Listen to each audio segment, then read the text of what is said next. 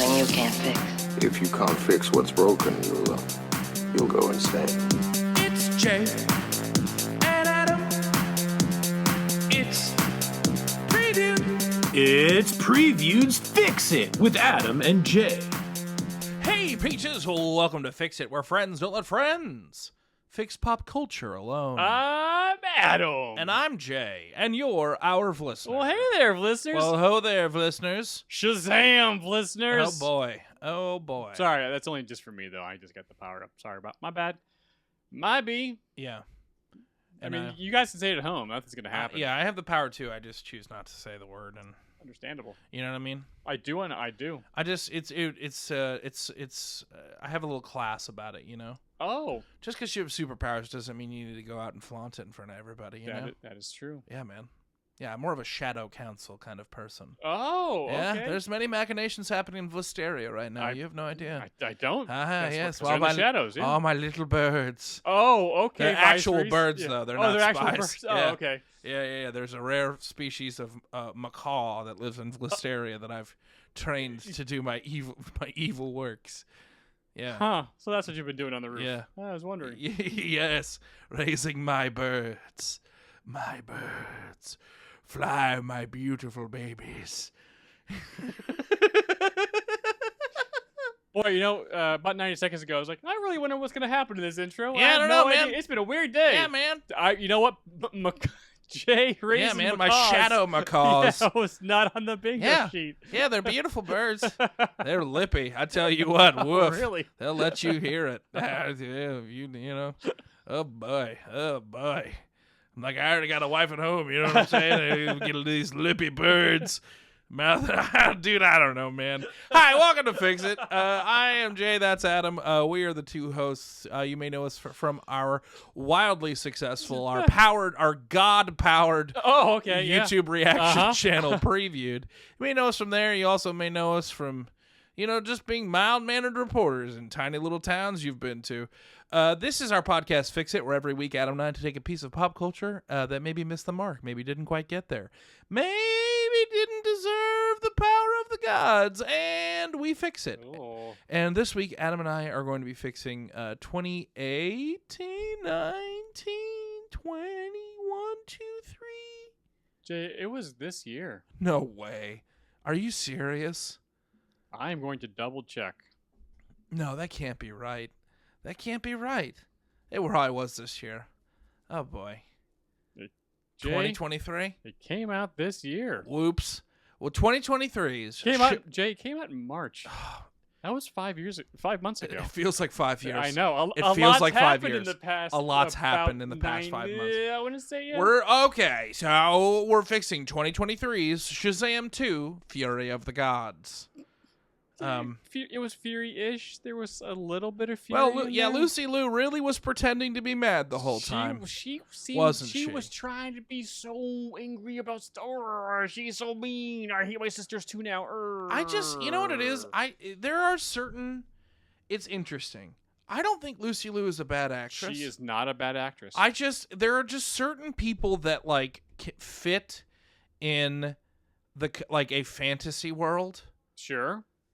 And it's certain, and it's just the whole time I just feel like she's cosplaying Really? as a bad guy, as a comic book bad guy. Oh, okay. And it just, I don't know what it is. I don't know what it is about. There's just, it's some people understand the assignment and some people don't. Sure. And that's why I think superhero casting is actually trickier to do than you think. Oh, there's a reason why like, Marvel's as successful as they are because of their casting. Do you know what I think it is? What I is think it, it's the green screens.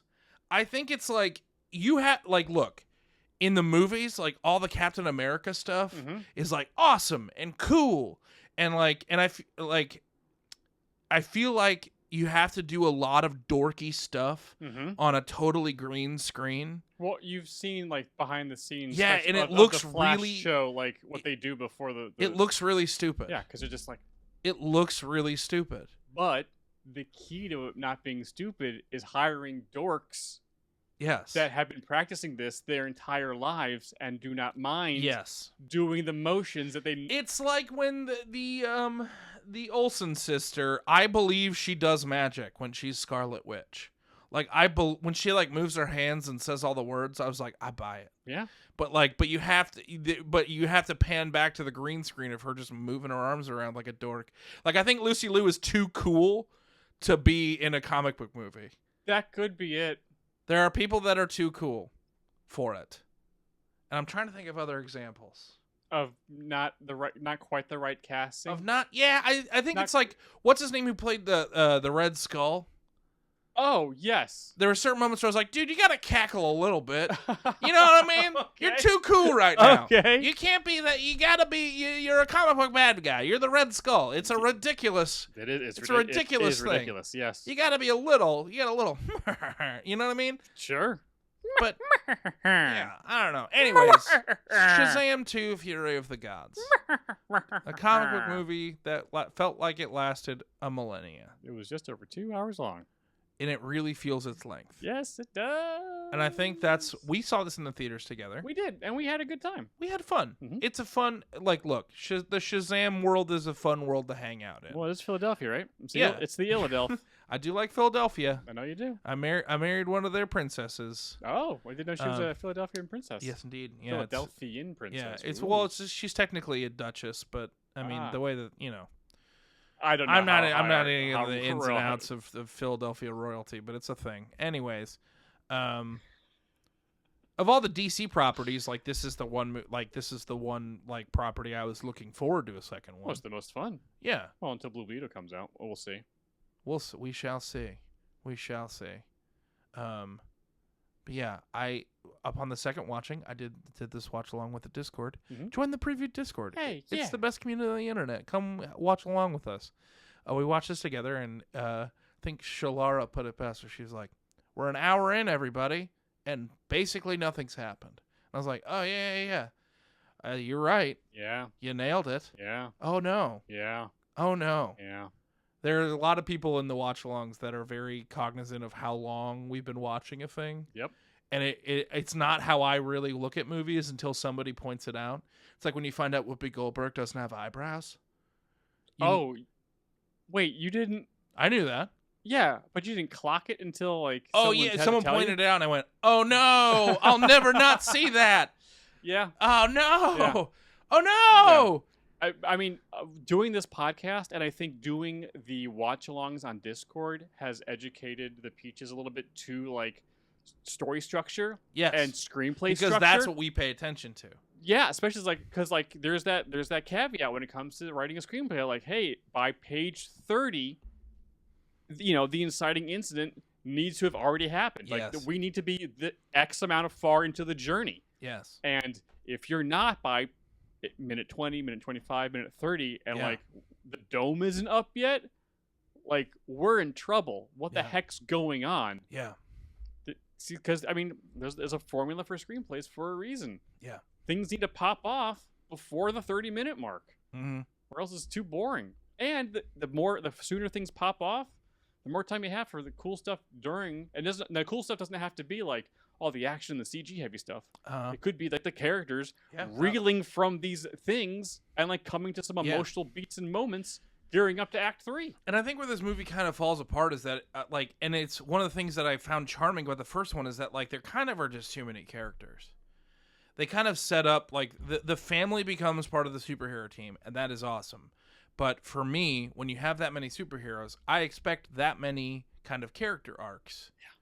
And it just doesn't land nearly as many as it needs to. No.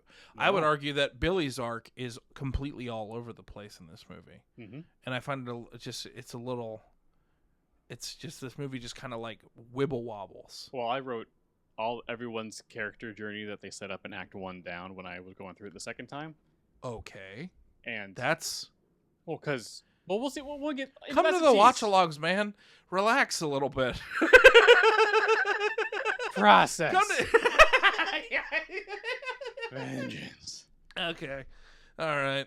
And I gotta pause. Like, wait, dome's up at 40 minutes. Boop boop boop boop boop boop boop. All right. Boop, boop, boop, boop, Our boop, process is getting a little wibble wobbly. We gotta set this structure. stuff up, Jay. We Yeah, gotta we gotta structure our podcast If properly. the roll for combo doesn't happen in the first 7 minutes, then the podcast is off the rails, Jay. There's a structure to the podcast. I know.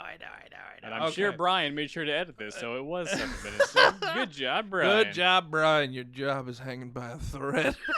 And our video editor, David, hey, man, good job. You're doing great. Great, you're doing great. Yeah. But also, your job's hanging Oh, by no, a not thread. David, too. I know. Everyone here. We rule with an iron fist in this area. Go, my birds. My lippy birds. Ah, yes, you sassy macaws. Make sure that Brian is doing his job properly. Thank you, gentlemen. Producer Brian here, and I just wanted to say that I didn't cut this because I think it was a funny bit. Also, I'm defending myself because my job is hanging by a thread. Thank you. Back to you. What's it like working for Jay and Adam? It's great until the birds showed up. Yeah. All right, so we're moving into our everyone's favorite part of the podcast, where Adam and I kind of just learn more about each other, maybe catch up, maybe figure out, We become a couple of lippy birds ourselves. Yes, Jay. indeed. In our segment we call Roll for Convo, our producer Brian has given us 20 points of conversation. And honestly, I've learned so much about you. Really? I feel like this is my favorite part of the show, if I'm being honest with you. The fixes, Awesome. yeah, no, they're fine. But, you know. Okay. Brian has provided us with 20 topics of conversation. I'm going to roll a 20-sided die right now, and we're going to decide what our conversation is going to be. An 18. Ooh, an 18. A gentleman's 18. What unexpected cartoons from your childhood shaped you? Or does it have to be cartoons, or can we just do shows writ large? Well, I mean, the question is what unexpected cartoons from your childhood shaped you, but we can do it from childhood TV shows and stuff. If Yeah, I mean, cartoon like doesn't pop- cartoons. I mean, I don't know if any like my childhood cartoons like really shaped me per se. It shaped me into the fact that wow, I would really love to surf off the back of a plane by using a tiny little metal croissant. Oh, way-oh. Yeah, man. Friends Forever Through Thick and Thin on another tailspin. That show was about moving freight. It was. By plane. It was. That was what that show was about. Yep. It was about moving freight. Mm-hmm. And wow. They basically were like, hey, what if we recast the show Wings Yeah. with everyone from Jungle Book? Mm-hmm. It was like pretty mundane day to day. It was. Yeah. And There were some sky pirates, though. Yeah. I mean, as far as like if we're just looking at like straight cartoons, Sure. like if anything, weirdly, Captain Planet had a death grip on me. I still whenever I'm like recycling or something, Yeah. like, and I think about like the importance of recycling and like taking care of our like planet, I always Right. my brain immediately goes back to like the power is yours. Like We're a immediately. planeteer. You can be one too. And saving the planet is the thing to do. But I think they knew exactly what they were doing with that show because Yes. like I was like millennials writ large. The environment is very important to us. Yes. We as millennials are aloof about many, many things, but the environment is important. And I really honestly think a lot of that has to do with the fact that Captain Planet like ruled the airwaves for like 3 years. About 3 years, yeah. While we were all very impressionable. Mm-hmm. Like, I mean, that's Wow. yeah. That makes sense. Where are you landing with this? Well, I have there's a couple of different stories. There's a couple of different stories. Clearly, Ninja Turtles. Like, Yes. Did That- you also take martial arts because of the Ninja Turtles? oh, I tried. Yeah, me too. Oh, it yeah. did not go great. It did not. It did not go great. It did not go great. Because How far did you get into? What did you take first and foremost? I took karate, I took karate as well. and I got it so far. The problem was It was the 90s. You took karate. Yeah. It was karate. Oh, because everything was karate. It was Yeah. karate. It's like Nintendo. You just have Nintendo. Yeah, it was PlayStation. Oh, but it's a Nintendo. Yeah, or like, yeah. The problem was that I was taking it, and the way I learn is not the best way to learn karate, or at least not the way they were teaching it at this class was teaching it. Because like, hey, I'm a white belt. Great, you're gonna go up against green belts. Oh, you What? were sparring? Yeah. At what age? I think it was like 13, 14. Oh, see, I took karate at like when I was like in 4th grade. When I was like 10. Maybe 10, 12. My mom can chime in with this. She remembers it. But, like, I was getting my butt kicked. And I'm not learning. I don't physically, like, through, like, sports and stuff. Because I'm athletic. I played a bunch of sports. And martial arts, is just athletic ability of just, muscle memorization of reading moves and stuff like that. But getting my butt kicked is not the way to, at least for me personally, was not the way to learn how to all these different moves and stuff. Yeah. And so my learning style it's like, I'm just getting my butt kicked. I'm not learning anything here. And this is not fun because you're kicking me in the face and it's padded. So it doesn't hurt like all that much, but my pride's wounded a hell of a lot more than my body. And I'm not having fun. Okay. Because I don't mind going over turtle hurdles, Jay. But like, these were hurdles I couldn't jump at that age. That makes sense. So. Yeah. What frustrated me about taking martial arts was I will never forget it, and it was the day I mentally quit. Oh. Okay. You ever like mentally quit something? Oh, yes. Especially as a kid, because your parents were like, "I paid for these classes, like you're going to the classes," and I was like, "Oh, I think I'm done with this." Yeah. But I mentally I'm gonna quit the piano almost immediately. Yeah, I'm gonna go for like the next like 4 weeks, but I don't care anymore. Mm-hmm. It was when we were doing drills, and the sensei was like, "Hey, the person who like shows like the most effort and like and goes the hardest on these drills is going to decide what we do next and like lead the group." Sure, that sounds fun. Now, I wanted that, and I did it, and I got it. No, nice. And the sensei was like, "What would you like to do, Jay?" And I was like, "Cool." Like every once in a while, like every couple of classes, we would play like this bulldog game. Now, mind you, I cannot remember what the game actually was. Oh, no, I remember it was on like the springy mat, and it was fun. Ooh, yeah. And there was a little contact, but it was fun. It was the fun thing we did. Sure. And I said, and they were like, "What do you want to do?" And I was like, "Well, we're gonna go play bulldog." And they were like, "No, like, what routine do you want to lead the group in?" And I was like, "No, I worked hard, so we get to go play bulldog now." And they were like, "No." And I was like, "Oh. I'm done. You broke the rules of the contract." Yeah. I was like, "No, that's not what, yeah." And I like got like really excited. I'm like, "We're going to go play bulldog." And I will never forget running over to like the mat where we played and being stopped like halfway through my run being like, "That's not what we meant." And I was like, "Oh, yeah, no thanks. I'm done." I was like, you told me I get to decide what the next thing the group does is, and this is the next thing, so this is it. You meant like I had to lead the routine? I was not going to work my butt off for that. That's not. Oh, yeah. I understand that like it's a discipline thing, and I understand that like martial arts is really great for that. Oh, it is, yeah. But there's this, I don't know. It wasn't where it landed for me. Sure. Have you thought about getting back into martial arts as an adult? I mean, part of me would love to lead a martial lifestyle. But go on. What does that mean? Learning martial lifestyle. Yeah, learning all this stuff. Like okay. BJJ and like making it a large part MMA. of your BJJ. What's that? Brazilian Jiu-Jitsu. Okay. It's kind of the ground and pound that MMA stuff does. They do. Oh, the ground and pound. You're telling me you want to learn BJJ so you can ground and pound? Yeah, Jay. Oh, okay. But I mean, I'm sure there's like some worlds in the multiverse where Adam does lead that lifestyle, and he's kicking ass and is awesome. Oh, okay. This Adam, is too busy being the best content creator on YouTube. That's fair. And yeah, there's not enough time. There's not enough time, and also my medical. There's not enough time for you to be as good as you want to be at it. Yeah. You don't do anything really halfway. Yeah. I've picked my vocation, Jay. It is to be the funniest and the charmingest Adam Lash I can be. That makes sense. Yeah. And because I would want to. I would love to learn the way of the blade, and there's not enough time. I picked my path in life. I took Tai Chi in college. Really? Yeah, I liked it a lot. I really liked Tai Chi. It was really calming. It was Yeah, really chill. that's what it It is. just requires a lot of time. Like classes are kind of long. Mm-hmm. But I also kind of, part of me wants to. There's not enough time in the world, but part of me, I've looked into taking kung fu. Really? Yeah, I think that'd be fun.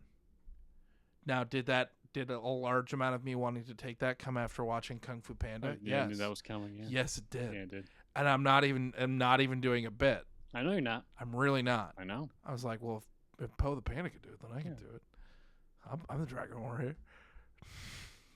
Yeah. Yeah. I'm with you. I'm the Dragon Warrior. Yeah. I say that to myself sometimes when I need to get pumped up. Aw. Like when I had to get brave and go into SAG, I was like, you're the Dragon Warrior. You're okay. You're right. Good job, me. Good So, job, wait me. a second. Oh, it's just. Oh, it is. We've It's just gotten a mirror. We've gotten completely away from our topic at large, but I don't think my childhood cartoons didn't really like shape me as a human being. Mine did. He-Man, Turtles, Thundercats. But like Transformers. it changed the way you are. Like it like raised a tent pole of who you are as a man. But yeah, Jay, the main character. That actually completely tracks. Ooh, that was a nice cold bath of something to say. Yeah, that is. Okay. Adam Lash is a storyteller. My mom has known this their entire. Remember the crowd work? She brought like that binder of like all these things I wrote as a kid, or to the point where I would narrate it, and she would write this stuff down. Yeah. I read some of them, by the way. Yikes. On bikes? A few bikes, yes. Not all of them, but some of them. Some unicycles. Yeah. Some tricycles. Some of them had their obviously they had the wheels on the side. What a fun little parade of bikes and trikes and unicycles. But no, like this is that's how where I felt safe was watching cartoons because I Interesting. loved stories and like, Interesting. even though looking back at them, they are terrible. Yeah. They do not hold up well because it's like very much a product of its time and it's all just to pitch products. Yeah. Unlike say like He-Man Revelations is like, yo, they're actually going some places with this stuff. This is an actual story. Like, we care about this robot, and he just sacrificed himself And for the it's- sword. Are you kidding me? Why are we crying right now, Jay? Yeah. Oh my God. And it's so funny how long it took. It's so interesting how long it took media to understand that if you actually make a good product, people will care way more about what you're putting in front of us, Yep. and we will actually spend more money. I call it it's the Iron Man effect. Okay. It wasn't until Iron Man where it was like, no, just make an uncommonly good thing, Mhm. and then people will give a crap. Like, Yeah. the amount of like Batman. If you go back and watch some of the old Ninja Turtles cartoons, like you know what I call them in my head? I call them the Pizza Hut show, because all of the tapes that I had were from going to Pizza Hut Mm-hmm. and getting the movies. Yeah. Oh, I remember. Yeah. And Land Before Time, for some reason in my head, will always be brought to you by Pizza Hut, because I got my copy of it from Pizza Hut. Yeah. Man, Pizza Hut was like giving out VHSs. Dude. Wowzers, they had browsers. Book It. They had Book It. VHS. They had the tapes. Oh man, Kimberly and I on our drive back from the funeral, we stopped in a town that had a full on Pizza Hut. Did you stop? We had Pizza Hut for dinner, but their dining room wasn't open. They didn't have enough staff. Ugh. Middle America's getting hit hard, man. It's tough times out there. But you had Pizza Hut pizza. Yeah, but it wasn't the pan pizza. It was the hand toss. They didn't have the pan. Pan is the Dude, Pizza Hut, pan pizza. Pizza Hut, look, we're in New York, and I've had some of the best pizza, like, on the planet. Yes. Like, just very Yes, we casually, have, I've had yes. some of the... But- Even like, Broadway Slice Sure. right near us Yes. is, like, that place is excellent pizza. And it's just casually excellent because it's New York. Yep. That being said, Pizza Hut, pan pizza, like, it's hard to beat. It's hard to beat. It's hard to beat, man. Also good, but in a different category, is the Domino's pan pizza, because at least the last time I had it, they had the spices on the bottom. It is of a little the, spongy, though. It is a little spongy. Yeah, Pizza Hut pan pizza is a little bit more crispier in the bread. Oh, yeah. But the Domino's had like So hungry right now. some spices at the bottom of it. It's like, ooh, no, your bread, like the actual crust itself is. Yeah. Ooh, this is it's just a little bit. And, It's not yeah. not. And you're telling me you could go eat delicious pizza and get a Ninja Turtles tape? I mean, it's hard to beat. It's hard to beat. Pizza Hut in the 90s, man. Pizza Hut in the 90s, man. With drinking soda out of those red cups. Yeah, red cups. Yep. Yeah, dude. Mm-hmm. Yeah. If I could find that online, just like these Those are red cups from Pizza Hut. Here's the thing: you can buy those red cups. I've looked it up, but I want them from a Pizza Hut. Sure. You know what I'm saying? We're like, oh, we found this at an abandoned Pizza Hut. Great, I'll take all of them. They're haunted, They're haunted. but it wasn't good. That's how you know they're good. That's how you know they're authentic. Yeah. Yeah, this cup is haunted by the 14-year-old kid whose parents forced him to get a job, so he started answering phones at Pizza Hut. Mm-hmm. And teenage angst in my Pizza Hut cups, please and thank you. Yum yum. That's a sentence I said today. Yep. What are we even talking about? Eating butt at Pizza Hut. Eating a butt at Pizza Hut. But yes, but if you go back and watch those Pizza Hut Ninja Turtles cartoons, Sure. Yeah. they're not good. No, they're not. But wow, did we buy all them toys? Uh-huh. Oh, boy, did we buy all them toys? Did you know anyone growing up that had the blimp? No. I feel like interesting. I feel like there are a lot of people that have a lot of like really, really strong memories. Oh, really? About the one kid in their class who got the blimp.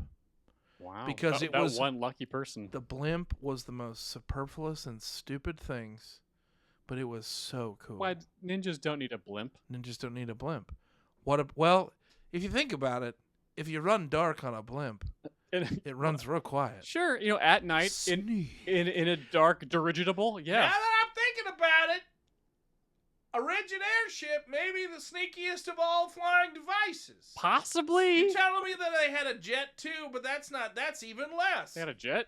I'm sure they did. It was at some point. I'm sure. Donnie And got shot bored. pizzas for some reason. Always. Man, the extent to which Ninja Turtle toys thought we were going to be shooting pizzas at each other all the time.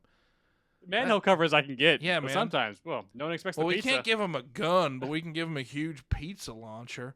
Isn't that esoterically more weird? It is. It is. But we're not going to put a gun in their hands. No. There were no guns in the cartoons Can you in the imagine 90s. a John Wick, like, gun-fu directed Ninja Turtles movie?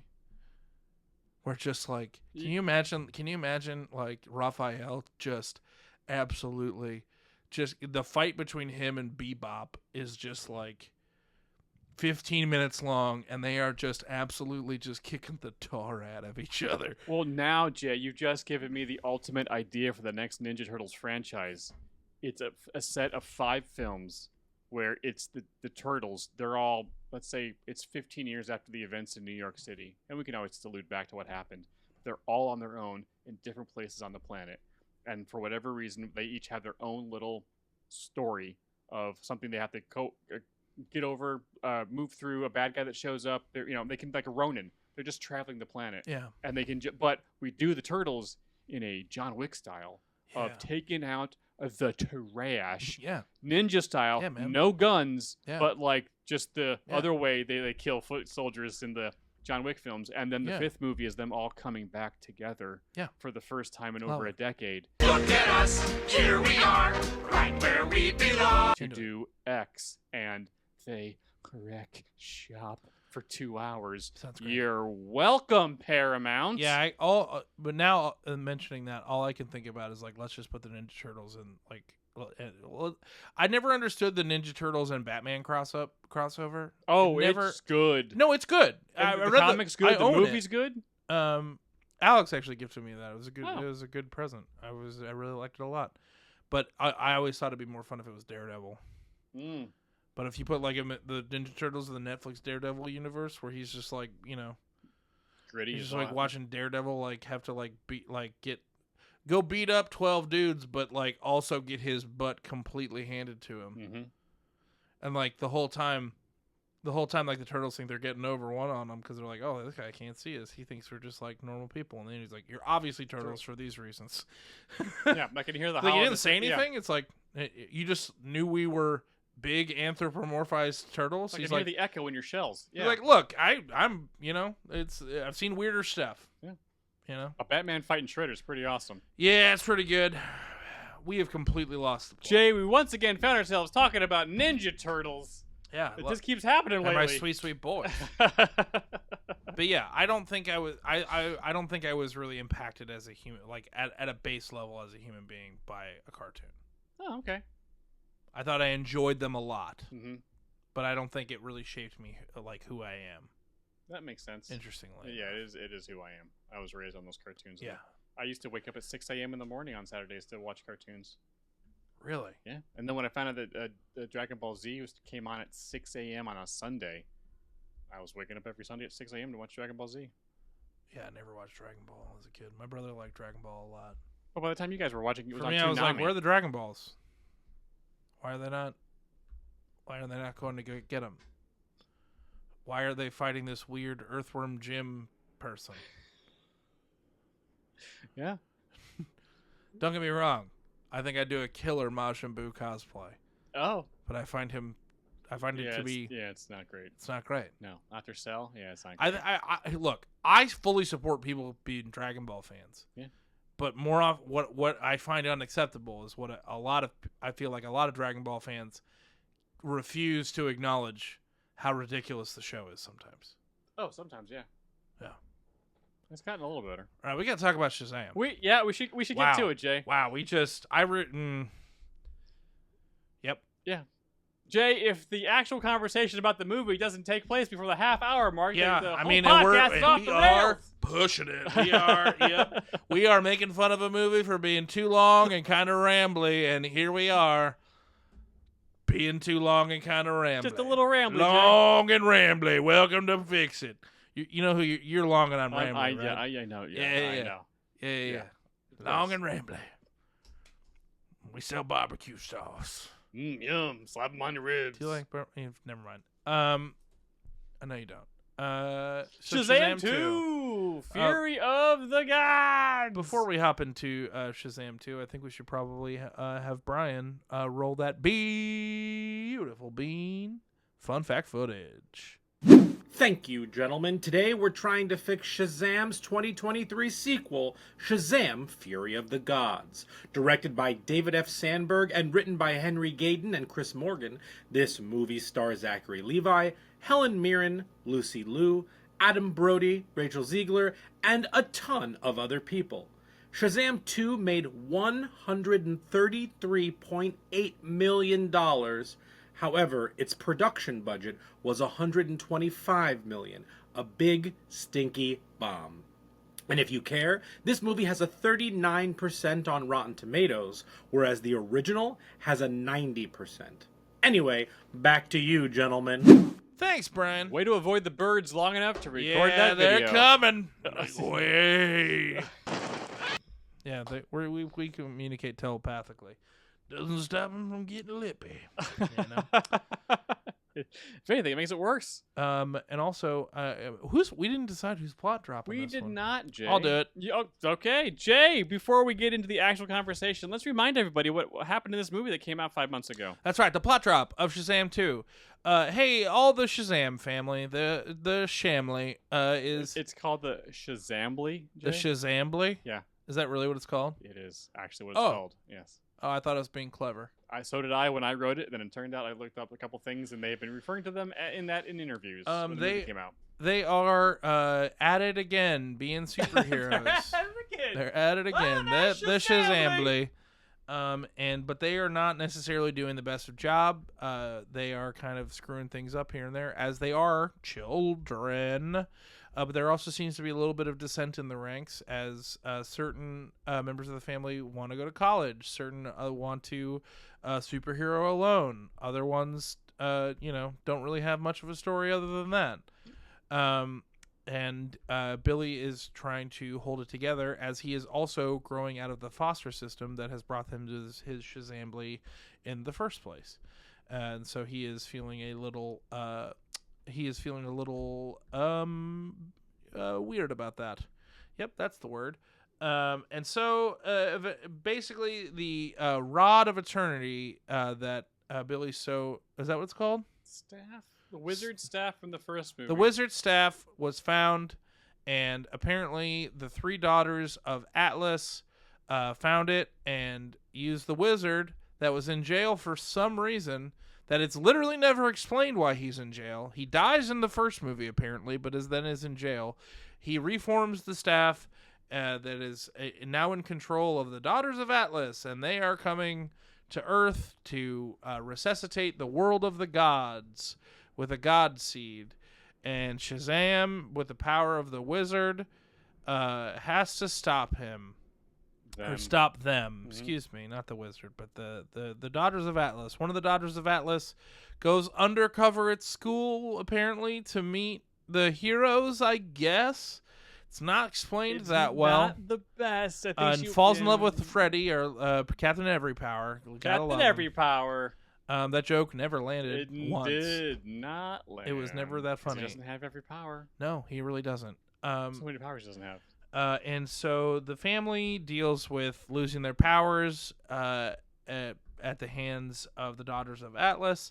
The Daughters of Atlas plant the seed of eternity, or the world seed, in Philly Stadium. It grows a tree. Shazam and all of his unpowered family have to fight them. Billy eventually sacrifices himself in order to defeat the Lucy Liu one. And then he's eventually resuscitated when Wonder Woman reignites the wizard's staff. That's literally the whole movie. I don't think I missed anything. Not really. There were mythical creatures that pop out of the tree. Yeah, but a lot of Philadelphians die. Yeah, that's what I'm saying. The Shazam fights them. Yeah. With the power of unicorns. With the power of unicorns. That was fun, and though. Skittles. Yeah. Taste the rainbow. Yeah. That's kind of the whole movie. You know what the weird thing is? It takes forever. Yeah. It takes forever. I can tell how you feel about it by the amount of energy you give the plot drop. No, I feel like the difference being is that I love you to death, but your plot drops, you throw a lot of unnecessary information. I into do. Your plot drops. Sometimes I do. But like no, but not sometimes. Okay, most Every times. time. Most times. But it's interesting just seeing how kind of almost neutral and meh you are, because this movie seems to have evoked a lot of well, no, but here's the thing. Instead of like, oh, I'm a little angry, or like, oh, it was so close. No, I'm like frustrated because the plot is not that complicated. It shouldn't take as long as it does. Yeah. And honestly, they focus on all of the wrong things. Yeah. All of the wrong things. Yeah. No one in this movie, other than Freddy's girlfriend Maria from West Side Story. Oh, is that who it is? Has any kind of arc. Really? Did she have an arc? She has some semblance of one. She decides that she wants to be a person and doesn't want to be a god anymore. That's interesting. Kind of. Yeah.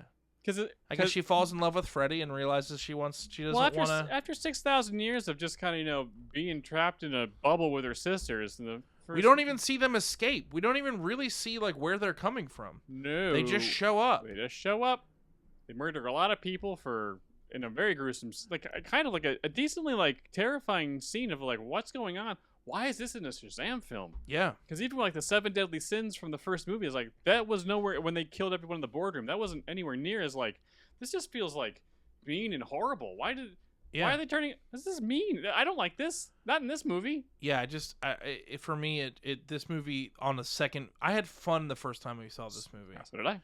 I had my issues, but I had fun. Mm-hmm. The second viewing, I was like, yo, this movie, Billy doesn't even get a proper arc. No. The thing is, as I alluded to earlier, there were 3 really good storylines that they had with basically the 3 main characters. Yes. Billy, Freddy, and Mary. Yeah. Are our 3 main characters.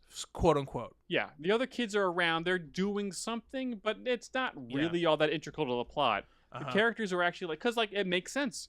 Mary's at college age. She wants to go to college. Billy's almost 18. He's almost out of the foster care. Freddy, who honestly only had one line towards his very, his storyline of what was going on the whole time was like, I want to use my powers as much as possible so I don't feel broken. Yeah. Like, that's what you base a movie off of. Yes. That is amazing.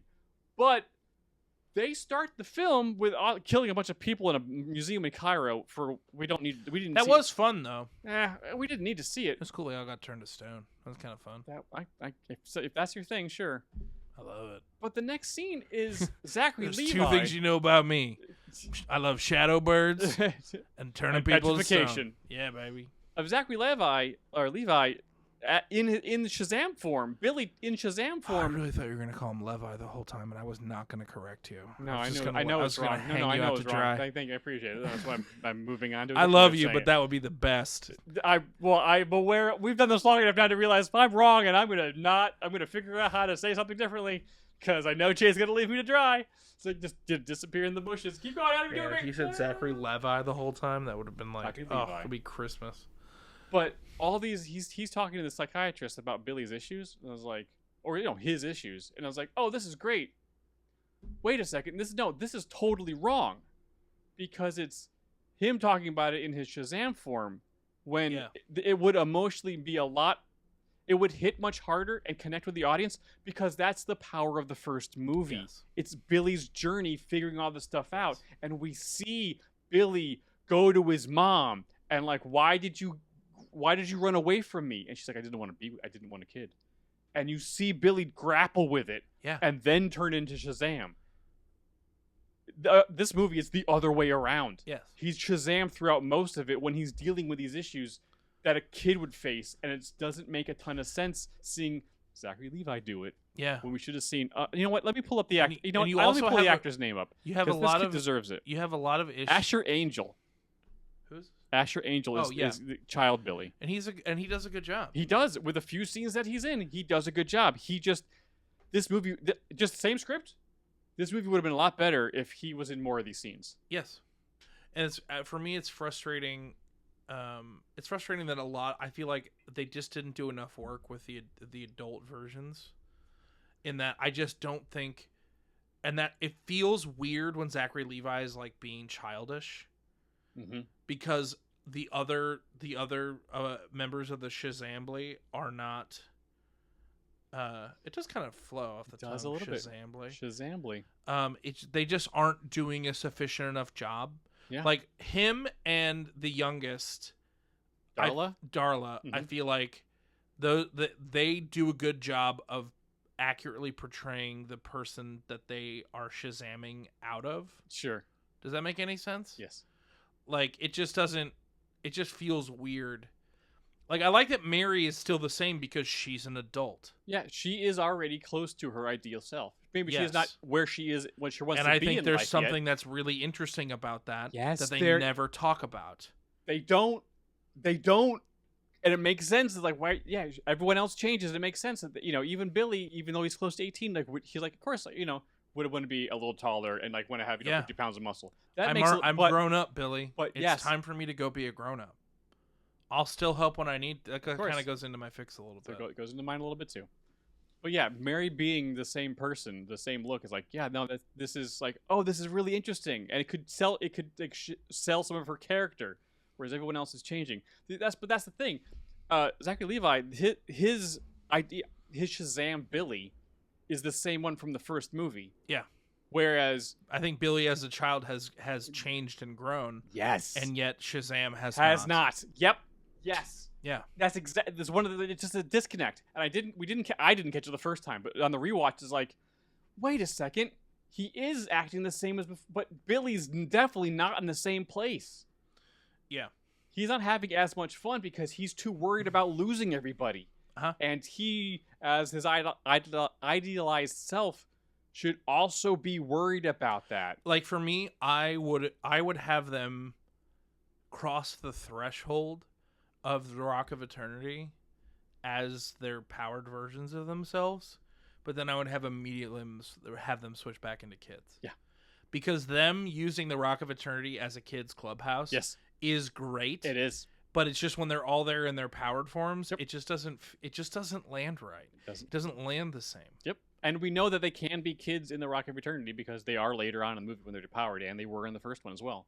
So it's not like, because I thought, I was like, oh, is there some kind of rule like maybe they can't be in the Rock if they're depowered? It's like, wait, he's like, no, they were later. Like, yeah, so really it was a directorial choice of having them in Shazam form for all of these scenes. Especially, I think one of the most important scenes in the movie happens at 18 minutes in, and I clocked because it was a scene where Mary calls Billy on his bullshit, and I was like, you are holding on too tight. Yeah, you think everyone's gonna leave you, and we're not.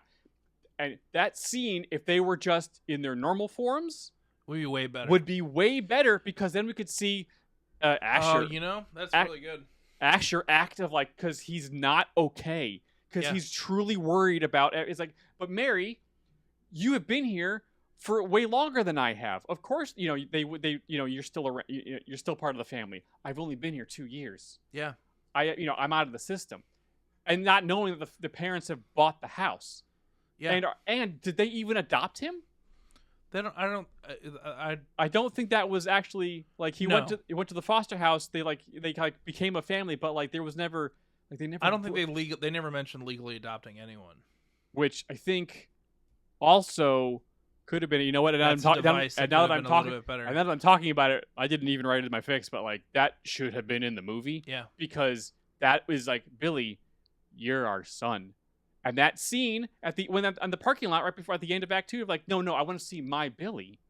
Yeah. And I was like, and that scene was like, great. Oh, they're finally going to talk. That scene is good. And it's three sentences before he Shazams off. Like they build a good moment. They really do. And then it just falls apart. And it's like, but wait, no, this is what we really loved about the first one, of Billy's journey. Child Billy going on this journey, finding his mom, realizing that found family is also has a place in his life. These people really care about him, and accepting that, and then giving them powers to fight Severius or whatever the hell his name was. But this one is just like it's the kids, it's the humans behind the Shazaming, the Shazamly we care about. Crap. I think if I'm gonna mention one thing that's good about this movie, the CG is awesome. Yo, that dragon's nuts. Yeah, that dragon is so good. That dragon is real scary, but also even better, the CG of all of the monsters on the streets of Philadelphia are really good.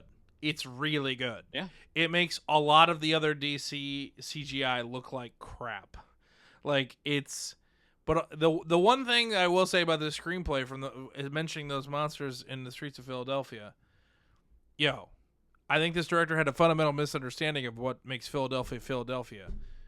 The monsters on the streets, I mean, they're gonna go get them Johns. You know what I'm saying?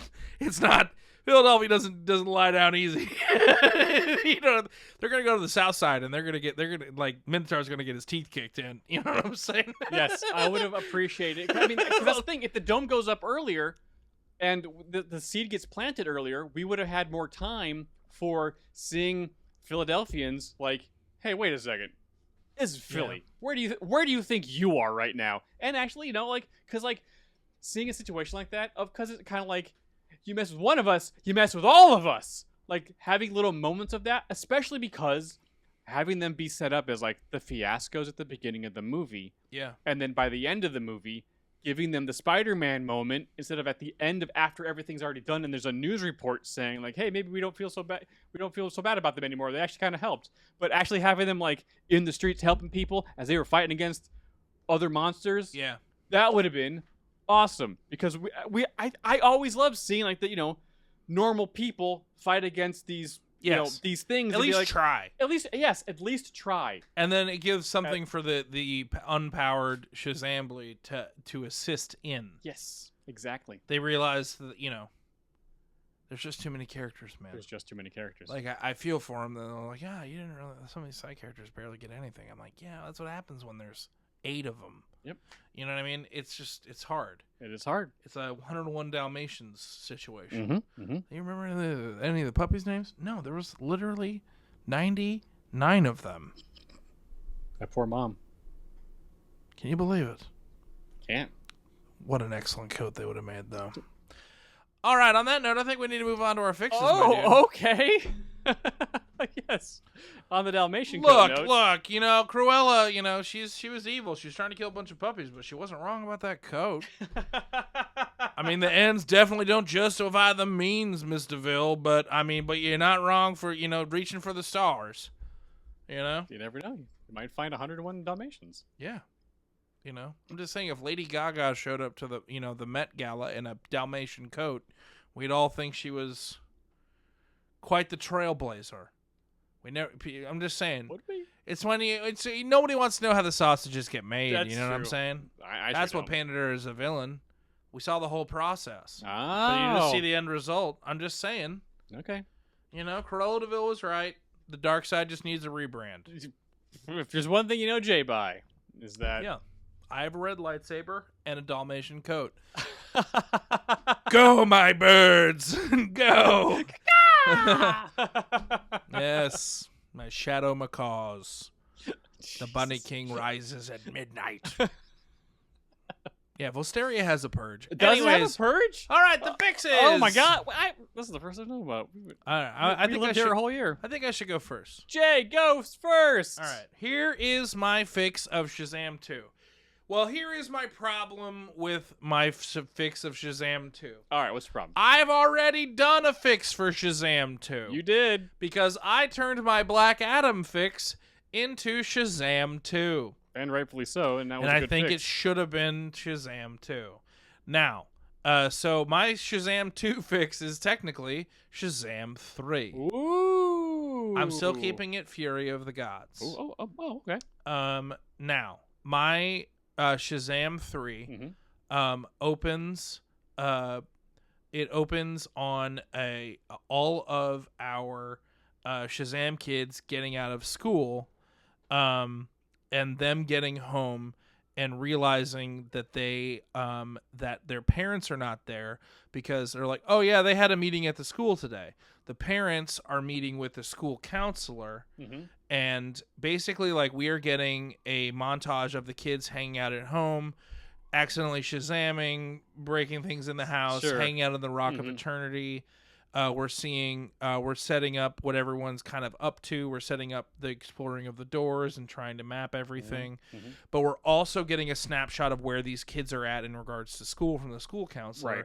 And so we're setting up, like, kind of all of the issues with all of our kids. And then we land on Billy, and it becomes very clear that, like, Billy is going to be aging out of the foster care system. Like, what are the plans moving forward?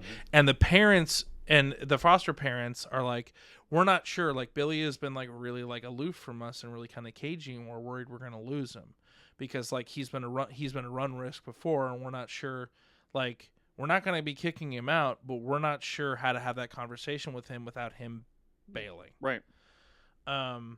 And so, but all after this sequence, we are cutting to a reunified and an almost thriving Kahndaq.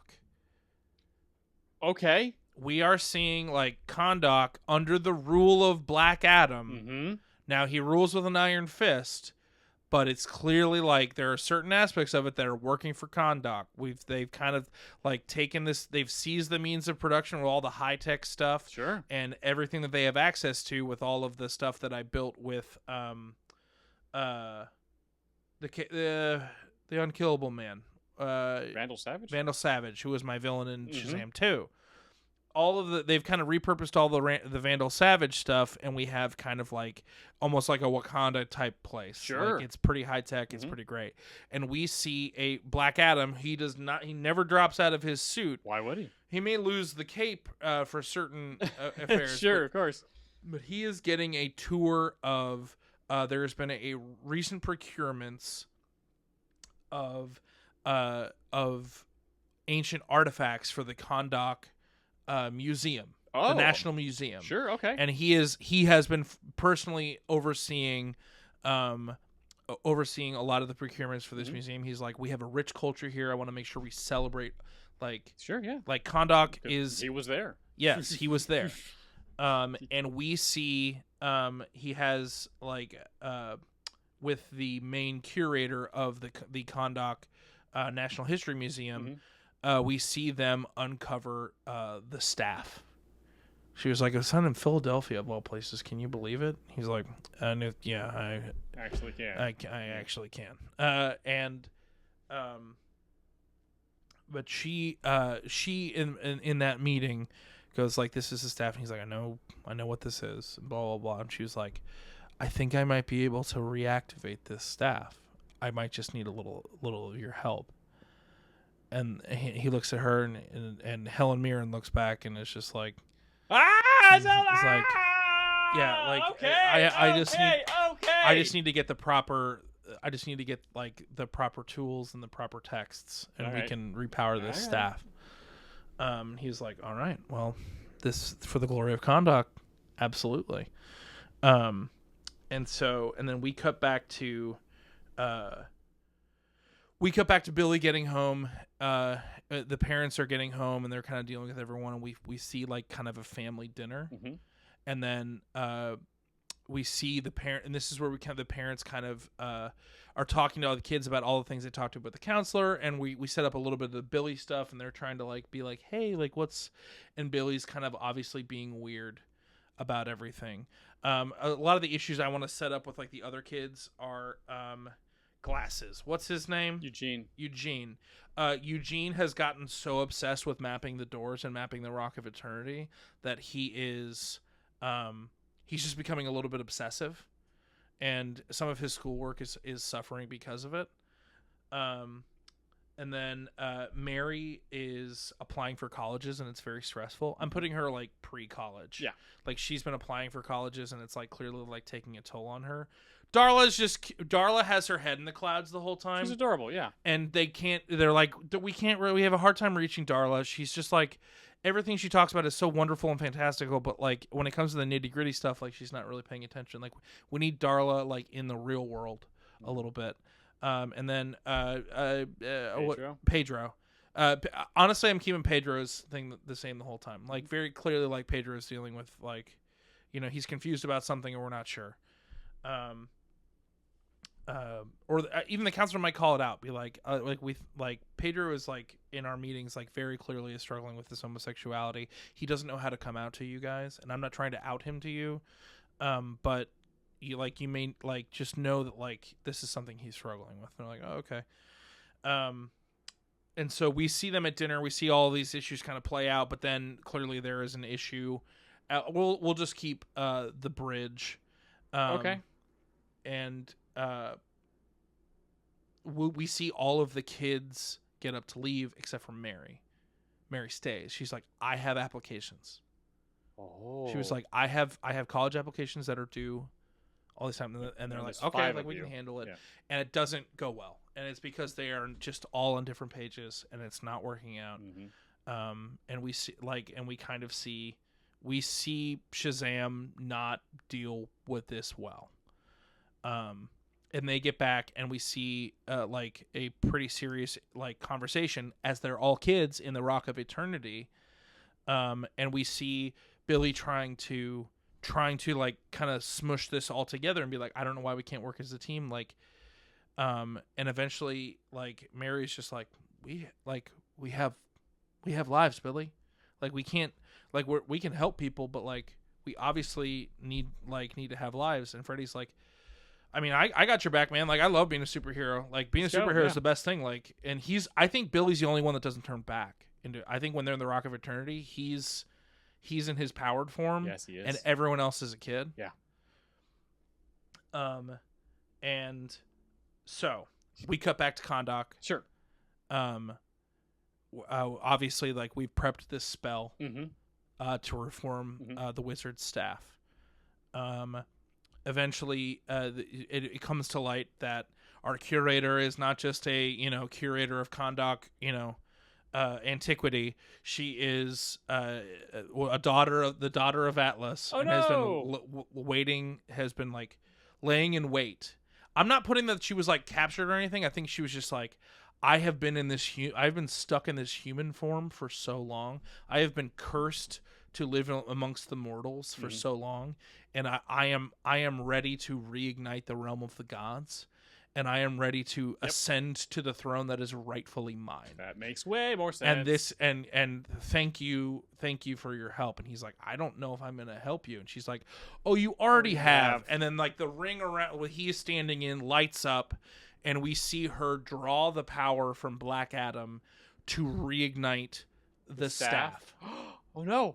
Now, what she doesn't realize is going to happen is that by reigniting the staff, she also she basically is reigniting the energy and the spirit of the guardian of that staff, our wizard. Hey! And so our wizard has not been in jail for absolutely no reason. He's actually been dead. She was like, that wasn't supposed to happen, and he was like, the staff and I are one. Like, and he basically grabs the staff, holds on to Black Adam, and teleports out of there. And also during that scene, we find aspects of she's going to use the world seed to reignite the realm of the gods. Yes, not necessarily our realm. Right. But she wants to utilize it to reignite the gods. actual thing they were trying to do and could have done. Yes. With 40 minutes left in the movie? Yeah. Now we show up. Now we cut to after the scene in the Rock of Eternity going poorly and Freddy going off to fight crime on his own. He basically stops. He poorly stops a bank robbery, and then after kind of dealing with all of them, the Wizard and Black Adam kind of pop up out of nowhere, and he's like, "Oh my god! Oh, I know you!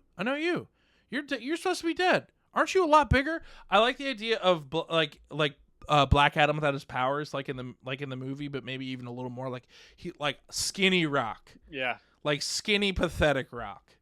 That is Yes. Why are you dressed like that? He's still wearing his all of his his peasant garb. And so we and Black Adam is well, we were just teleporting away from a villain that has to be stopped. Wizard, you bestow the power back upon me, and he's like, I can't. He was like the energy of the staff is too new.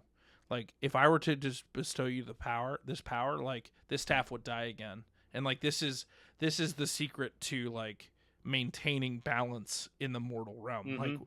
I can't give it back to you. Yeah. And so Skinny Rock and the Wizard basically Freddy takes them back and it's well, I guess you hey mom and dad Yep. These are actually I think the Wizard pretends to be Darla's biological dad. Oh, okay. And the Rock pretends to be Freddy's biological dad. So these are our dads. Can they stay with us? And the Foster parents are that's just fun. That's okay. That's fun. I mean, sure. I mean, okay. And so I think I like the idea of the Rock, basically having to deal with all of these kids who have the powers, and he knows them from my second movie, right?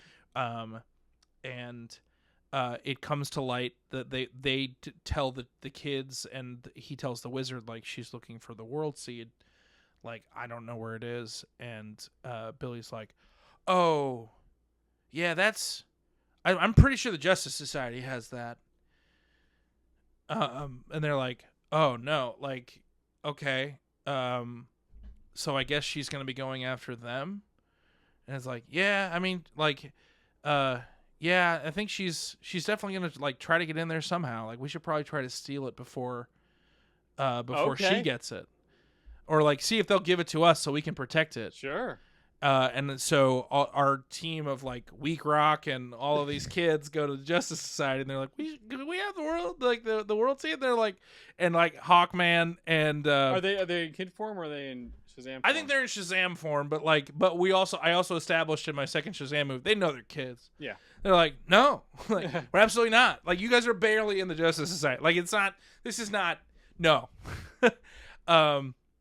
And so I like the idea. I like that they steal it, because through a little kid heist. Sure. I think Eugene helps them go. They go through the doors. Yeah. In order to steal the seed. Because Gene's oh, I actually have a back way to Justice Society. And they're why didn't you lead with that, dude? And he's I don't know. I just didn't think you guys really cared. That's all I'm really talking about.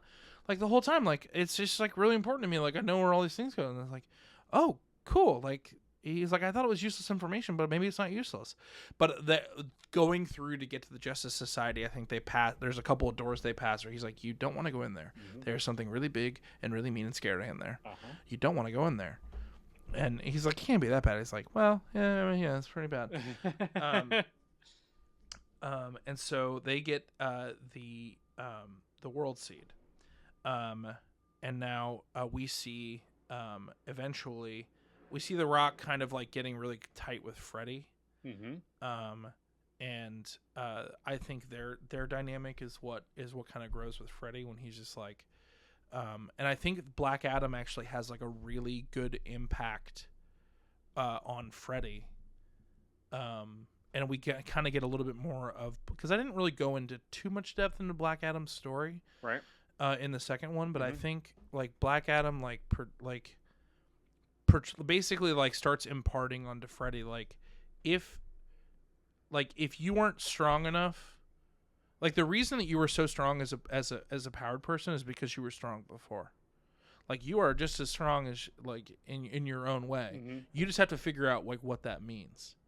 He was like, yeah, I'm still in scrawny, I'm scrawnier than I ever was as Black Adam, but like the reason the gods gave me that power to begin with, it may have been a little bit, stolen, but the reason I was able to handle it is because I was already a strong enough person. We're like, oh my god, okay, cool. So our goddess basically like has I loved the meeting of them with over cheesesteaks, Sure. even though it was the most Hollywood version of a Philly cheesesteak. Like we are going to Geno's. Like we are Yes, we are actually doing in Philly, actual yes. Philly. Yes. And I like the idea of her basically bewitching him to give and he gives her the seed. Who? Billy. Billy. Gives her the seed. She plays off of his insecurities. Mm-hmm. In that she doesn't necessarily bewitch him. She's just like, all I'm trying to do is restart the realm of the gods. She was like, you belong there. We all do. It's Yeah. you all have the power of these gods. Like if I restart this world, like you'll have a place where you belong.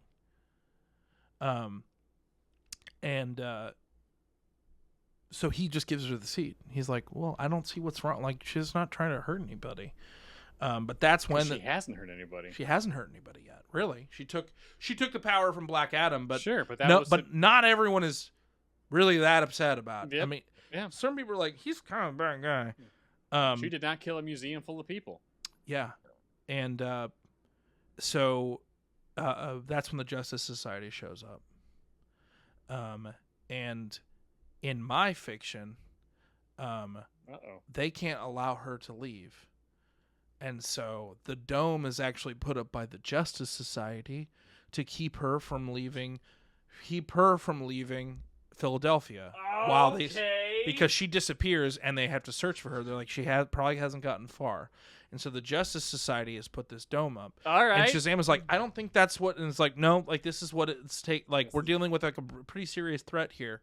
Like this is something we have to do. Yep. And so our it's Hecate or what's her name? I can't remember. Our daughter of Atlas being cornered, Sure. plants the world tree. Yep. In she's like, this isn't how I wanted to do this. Like I was just trying to Save my home. but if this is how it has to, then if Then so be it. You guys Yeah. have forced my hand. she plants the thing, Clownf. we get the big dragon.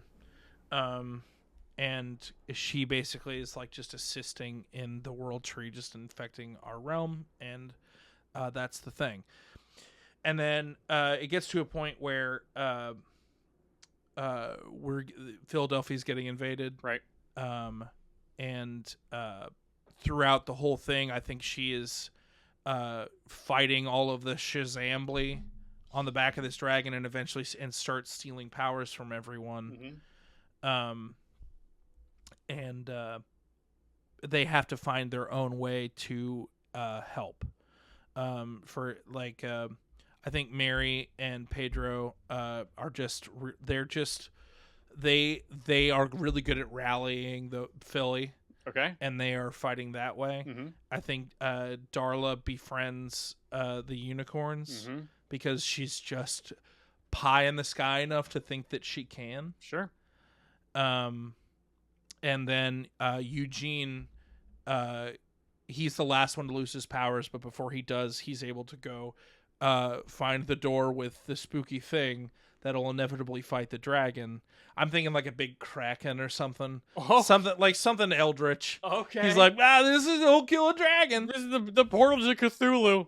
So Yeah, and we see basically it gets down to a point where it is Freddy and Billy who are fighting our daughter of Atlas, and once she's taken off her dragon, it comes down to basically like the two of them are fighting, and at some point we had learned that, like, you know, as the staff like is gaining more power, like it's the only thing that will be able to actually defeat her, but it does have to be at full strength. Okay. And so you see Freddy give his powers to Black Adam. Basically, like, he's just not strong enough. Like, he's just not good at fighting enough. He realizes at some point that like she's fighting dirty in order to protect the tree, and he's like, and he and Billy have a conversation. He's like, I just like don't think I'm 17. I'm 17. Like, I'm not built for this.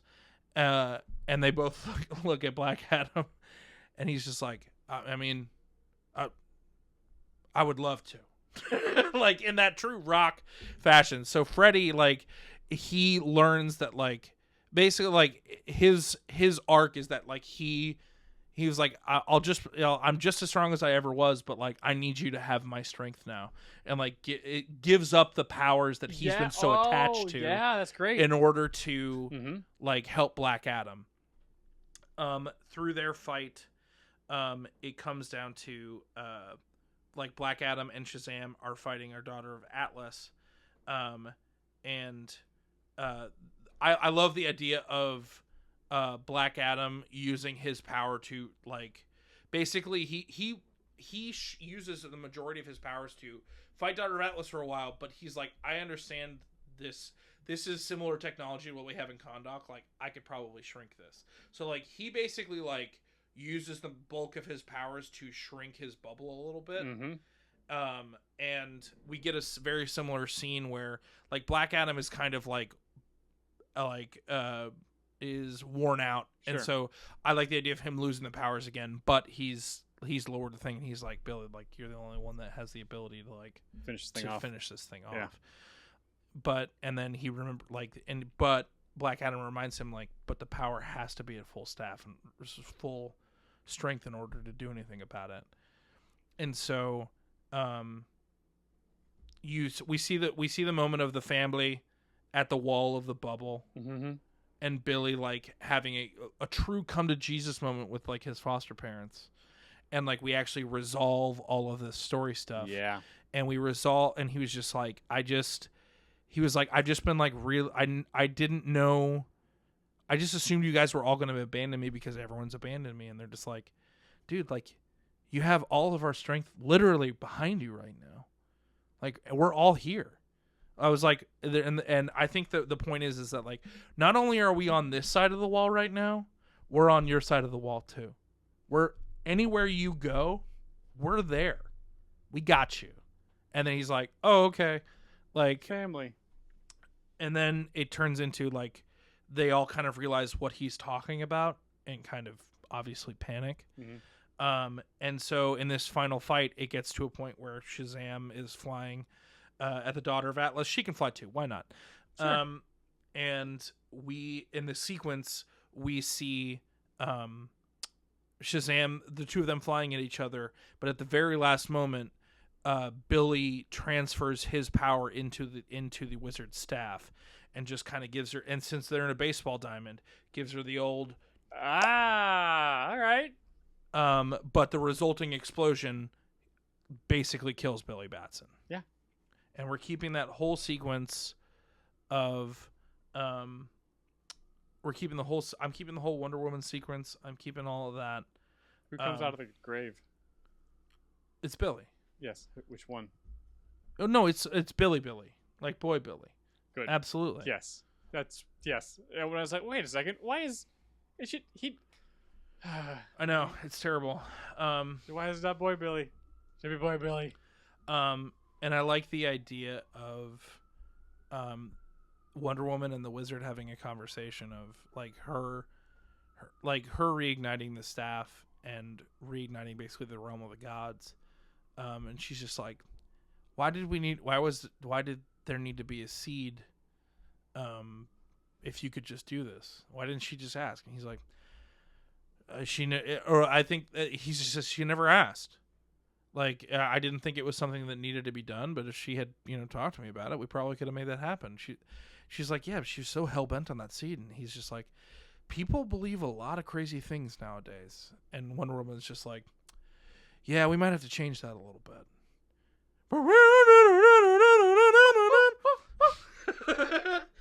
Yeah, and that's it. That's my Shazam. No caterpillar at the end because it's not going to pay off. No Mr. Mind? It's cool, but if it's not, it honestly, that post-credit sequence to me is too cool for what we got. True. I'm like, that's rude. I was like, that's a really fun thing we could have done, but it's never going to happen, and screw you guys for like even teasing me with it. Yeah. Yeah. It's not, now that I'm like saying it out loud, some of it's not necessarily baked all the way through, but that's kind of the jam. I just want to see Black. The audience is gonna come to like Black Adam more because he's not gonna be a superpowered jerk the whole time. Yeah. He's gonna learn how to be a normal human being, a modern human being. Yeah.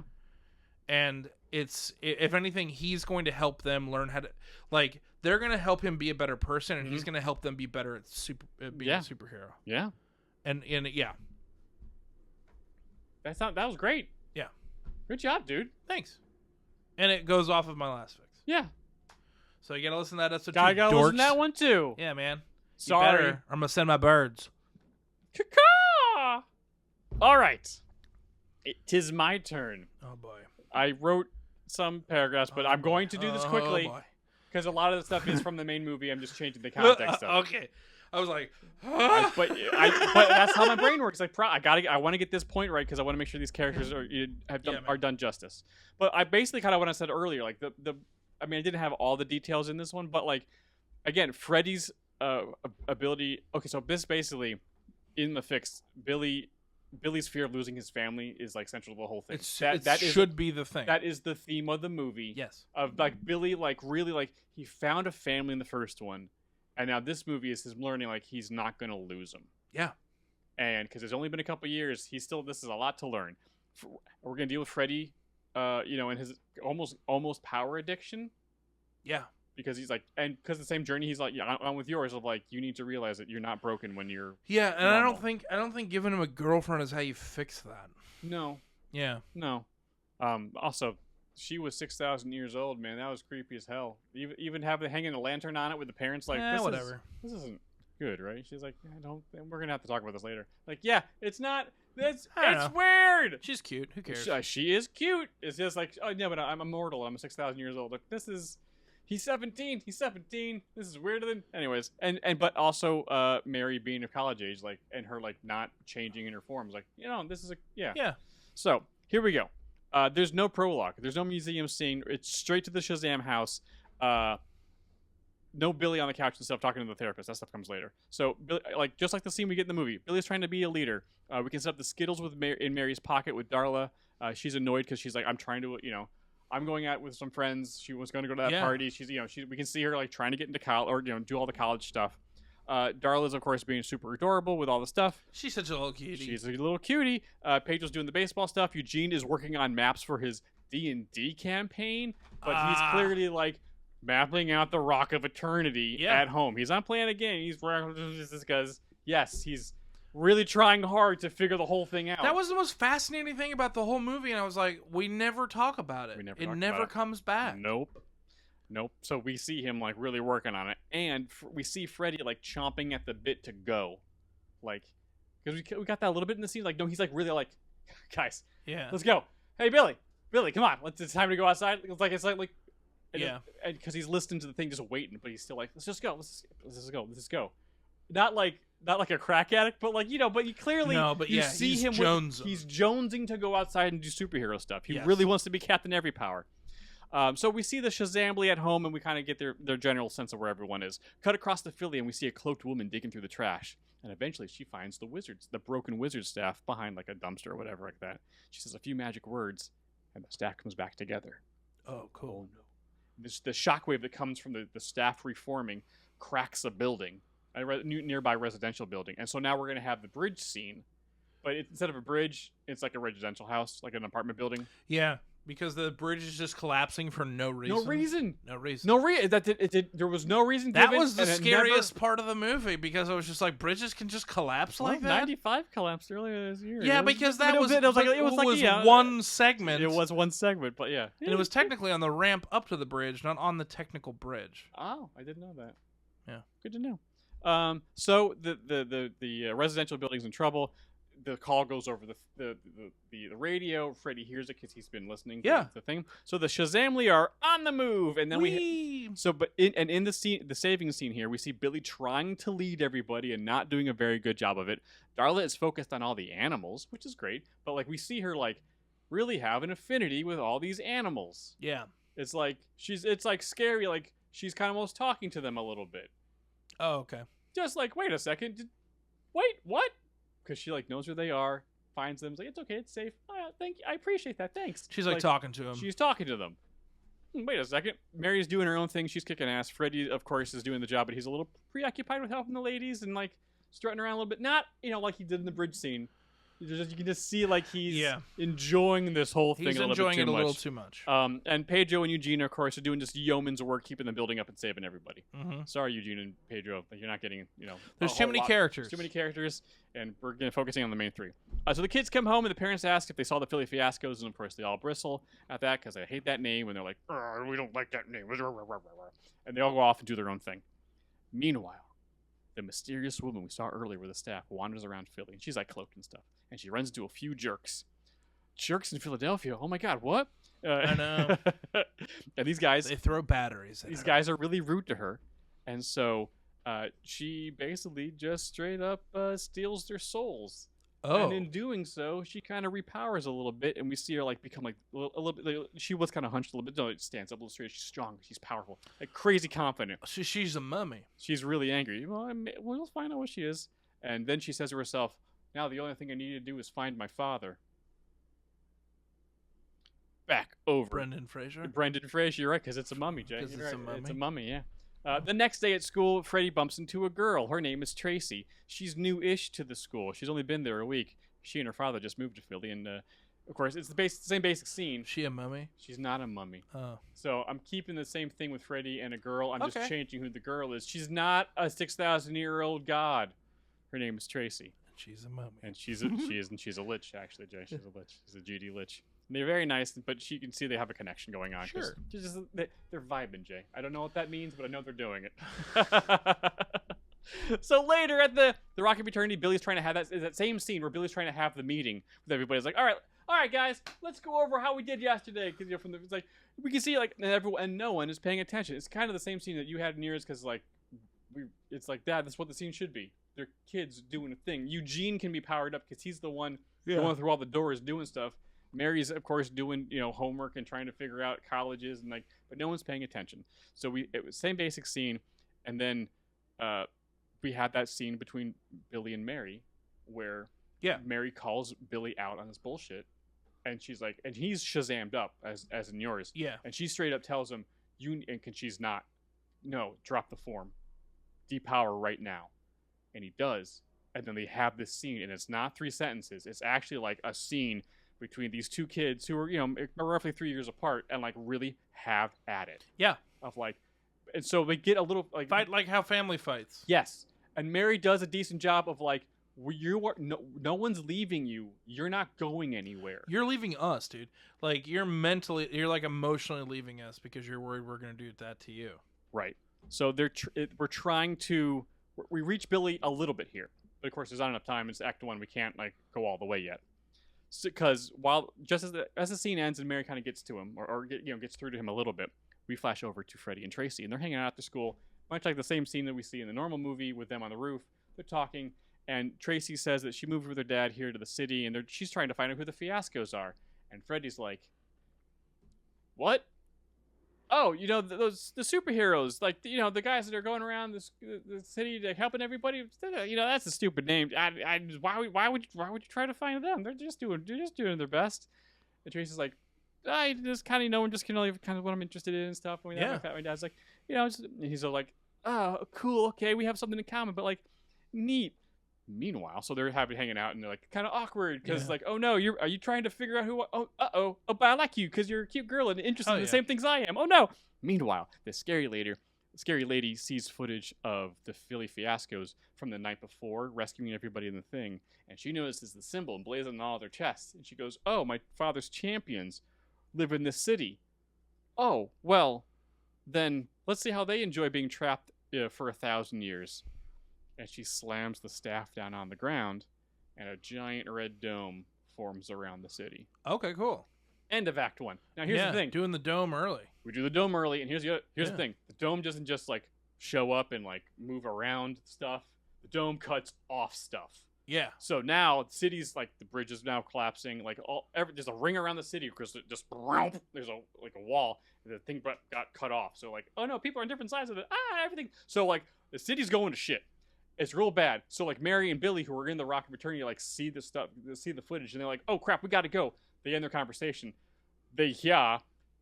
Freddie and Tracy are on the roof, see everything going on, and Freddie's like, "Oh, what do I do? I gotta go." But oh no! And as this is going on, as he's trying to figure out what to do and how to get away from Tracy, we see kids in the school freaking out and running out, and just like running out of the school because like unlike the movie, like where it's like. Everyone's kind of like, I'm just gonna get away. Like, no, it's pandemonium in the city. Like, I honestly, oh my god, we gotta get out of here. Yeah, it's nuts. I mentally like went to a place where I was like, what if Kimberly and the boy got stuck on another side of the bubble? Or I'm like, that would be terrible. Yeah, I went to a really weird place there for a second. Sorry, keep going. So everything's going wrong because everyone's trying to figure. So kids are like running, like everyone's super scared, and Tracy sees the kids are about to get hit by a car, and all of a sudden you see her reach out with her hand. And she magics these kids to safety. And then Freddie goes, "Do you know magic?" "Yeah." "Sorry, yeah. My mom was a mage, and my dad's a magical investigator. Crap. Yeah, we travel around the U.S. Investigating magical stuff. That's why we're here in the city." He goes, "Oh, so like you weren't gonna like out them?" She's like, "No, we just wanted to talk to them." Oh, Tracy. Okay. Tracy, 13. Yeah. All right. Who has been around for about 20 years, but is more aligned with the Blue Beetle corner of the universe nowadays. That's cool as hell. So I like that. Yeah, better than a 6,000-year-old god. Yeah, that's real good. So Freddy decides. Let's get some more DC characters in there, y'all. Yeah. Let's relish in the fun weird little universe we have. So Freddy was like, you know what? Okay. Shazam! Boom! Captain Every Power. And I was like, she's like, you're one of the fiascos. We don't have time for this. We gotta save everybody. Yeah! And they jump off and start saving people.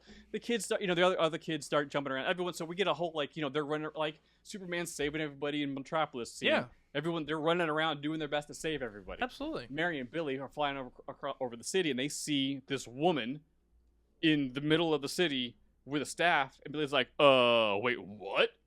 They fly down to meet her. And like, hey, so who are you and what are you doing with that staff? And she's like, who are you? Why did my father choose you? So it turns out that the woman is Lady Blaze. Oh, yeah. Who is the daughter of the wizard's daughter and who gave Black Adam his powers. At one point, I think. Yeah. In the information that I looked up on one of the Wikipedias that I read, she was the daughter of the wizard and like some type of weird hell beast. In my Shazam 2, she was the one that. Oh, that's right. Yeah. I totally forgot about that. Yeah. So it's Lady Blaze. She's got the thing, and she's like, listen to me when I talk. I do. Right? And then I forget about it immediately. Caw-caw. What? Oh no! Get out of here, birds! Yeah. So after they banter wittily, and then or there's some witty banter. They try to figure out. I was like, wait a second, the wizard was your father? I was like, but that kind of makes you like you're kind of a half sister. That's kind of weird. What do you do? Stop this! Can you stop this, please? Because there's no reason to. And then she's like, then everyone shows up. She depowers Pedro and Darla, and like, okay, well, we gotta go because we don't know what's going on here, and she's kicking our butts. Yeah. Because she's like crazy strong. So they get out of there. She then plants the staff and all the vines start going around the city, which starts that whole process. So we go back to the kids go back to the Rocket Fraternity looking for answers, and this is when Eugene goes, "Oh wait, I know somewhere that might know all the answers," because Eugene's been mapping the whole place. As Eugene should know where the damn library is. Yeah. So here's the library. Pedro. That was the most obvious. We need to give Pedro something to do. So then Steve the pen shows up, and we just get the backstory of Lady Blaze, the wizard, uncovering the deception, and then so the wizard was kind of seduced a little bit by some type of hell beast, and they had some sexy time. The daughter was the result of that. He found out about the deception and then locked the hell dimension away. It's basically the same thing. We just changed from the realm of the gods to basically a hell dimension. Oh, okay. So he locked that away, so they couldn't come out, and the reason why it was unlocked was because the staff was broken. Billy. So you're like, how was I supposed to know? Okay, sorry about that. So now we have the background information on stuff, and when we refer to the staff, yeah. So that's why she could refer to staff, because she's in the bloodline. She's the wizard's daughter, so that's why she could do it. So now that we have the backstory and how Blaze broke out, and we have the room with the doors and stuff, and they find out like, oh, this is the one to hell, because Eugene knows, like, oh yeah, there was a hell dimension. Oh yeah, I couldn't get through this one. I could open it, but I could see inside, but I couldn't actually like go in. I think that's what frees Eugene. I always thought that someone should have been like, hey, can we get a full map listing of where all the doors go? And Steve just writes it all out, and Eugene's like, oh. Well, that was easy. So, now that kids have the backstory, they go out there and try to fight Blaze. And this time, they do. They do beat her. And so they bring up like, ha, we got her. So, you know what we're going to do? We got the staff back. This is great. Hey, Pedro, darling, here, your power is back. Fantastic. We're going to go and we're stick her to the Rocket Fraternity. That's probably the best place to keep her because she's a magical creature. It's like, wow, great.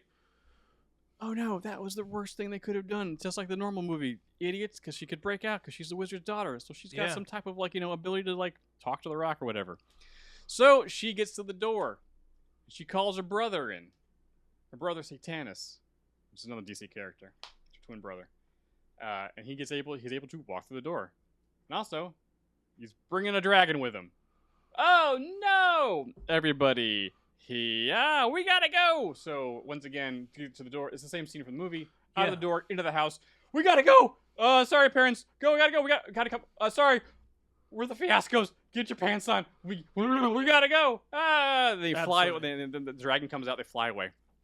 And so now we see Blaze and Satanus on top of this dragon, like heading out and chasing the kids, like through the library, like through the. They're going like through the rock, and then to get to the door to home, and then got the parents, and then now they're in Philadelphia running around. Some of the kids get depowered during this because they because the dragon has that same ability of if you're in its AoE range, like you're paralyzed with fear, and so they are able to use that to get the staff away from them. But this is also the first time we get to see Freddy be able to operate in that circular area of effect.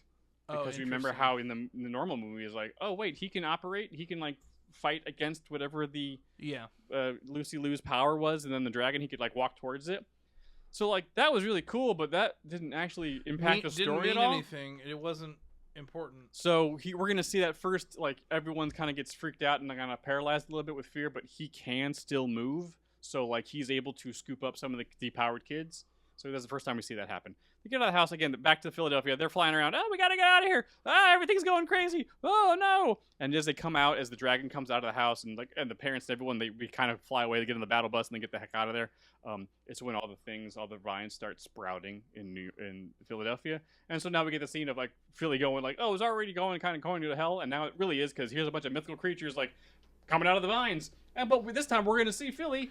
I did not like those little vine. No, it was not great. Gross. It was pretty good. Good effects. Very good effects. Some of it seemed pretty practical. But we're gonna see Philly fight back a little bit. Hell yeah! And they're gonna be able to take out a couple of them. Because that's Philadelphia. Hell yeah, man. So, Lady Blaze and Satanus atop the dragon hunt the Shazamly and eventually depowers everyone but Billy. And this time, we see Billy really struggling because he's so afraid of losing his family. So all the cockiness and all the jokes are gone, and Billy's like really, really afraid. And of course, the dragon's not helping with the situation. Sure. Because he gets too close, he's gonna like because especially he's very fearful right now. So it's 3-on-1 with Satanus, Blaze, and the dragon. And so Billy is depowered and about to die. And then we see Freddy is able to grab him and get him in the battle van. And so they run away. Okay. So this is the low point of Act 2. Like we're still in Act 2. the whole we're almost done. The whole family is depowered. They have the staff, the dragon, everything's been coming out of the ground. Like, it's crazy. So Philly's doing their best, but everyone's depowered and trying to lick their wounds. Lady Blaze and Satanus go to open a portal to the Hell Dimension to have all the forces of the city, all the forces of hell. Basically, let's head back to the Philly Stadium and open up a portal to the Hell Dimension. So we have a little bit of a, the sky It's beam. a good set piece. It's It hard to is. argue with. Sky beam. The Shazamly goes to the parking garage. We have the same scene, but this time with more context. Billy breaks down because Billy realizes this is all his fault. He tried too hard. He broke the staff. All of this is all on him.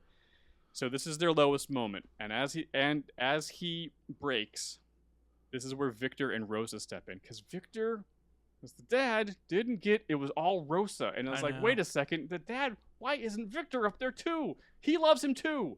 He needs both parents. Yeah. Let them both be there. So both of them step in, and they tell Billy they love him. And like they're not going to lose him. And actually, we've been working on adopting all of you. Like because we talked about it. I didn't have this written down. I'm adding it in. Like, we didn't want to tell you because it was, wasn't certain, and you're kind of getting of age. And but like we need. There's so much going on right now. We got to fix the house. Blah blah blah. We didn't want to get your hopes up because there's a whole big process. Through our house. There's a lot going on. There's a lot going on. But right. We love you. You're a family. You're a part of this family, Billy. We're not going to lose you. We love you. Yeah. And we finally have the moment where Billy like breaks down and like realizes that this is his family. He says, "I love you, Mom and Dad," and it's really nice and it's really great because the whole Shazamly shows up and Tracy's like, I know this is a longer. I'm just gonna be back here. It's cool. But like, oh no, Tracy's not there. She's fighting people. Like the whole family comes together and it's really great. Like it's a nice group hug because all the rest of the kids are like, yeah, Billy, what are you talking about? Like, what? Yeah, you've been holding on too hard. You won't listen to us. We love you, man. It's all good. You give us our powers. And also, I don't need powers. Blah, blah, blah. It's great. So, now that that's out of the way, now that Billy, like, feels, okay, I'm safe and secure in my family, we need a plan to get that staff back. Okay, here's what we do. We have an ace in the hole. Blaze doesn't know about her. Let's go get Tracy. So, they head off in the battle van. They go find Tracy. Tracy, we need your help because you're the only one here with powers. And they talk to Steve. Steve's like, Steve, any other ideas how we can do, battle all these things? He's like, well, unicorns are pretty awesome, blah, blah, blah, blah, blah. And he's like, we got to, find them, blah, blah, blah. So they go to find the unicorns. And Darla's like, oh, wait a second. And because we know that she had some type of a thing with earlier with all the animals in the building, she's like, oh, I got this. And she goes right up to the unicorns because they're already hatched. And they're I like that they're scary unicorns. Oh, they're super crazy, scary unicorns. Yeah. But she goes up with no fear because she's already, that's like kind of like her thing. Yeah. She's very empathetic towards the end, and she, you know what? She doesn't need to be in Shazam form. So like she's able to kind of like at least admit or kind of talk to them a little bit.